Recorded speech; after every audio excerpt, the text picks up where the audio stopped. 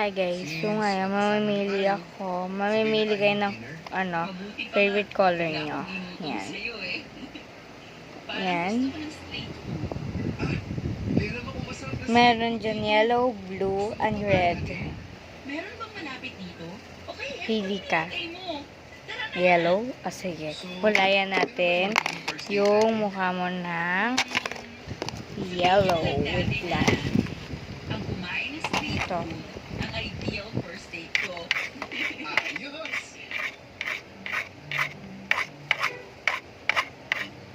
Tapos yung noo mo. Papadunot isang freelance writer si Bea.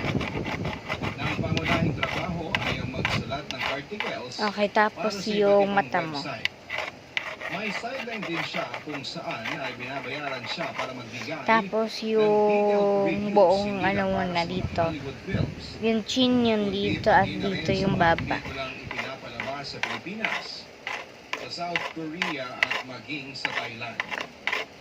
College pa lamang si Bea ay umikot na ang mundo nito. Tapos yung lips, ay yung nose mo muna. Bachelor of Science and Information Technology rin ang kinuha nitong kurso sa kolehiyo, kaya naman maaga siyang naging techie. Pero ayon sa kanya ay passion na raw niya. Tapos yung last yung lips.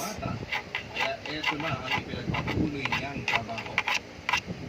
Narinig mo?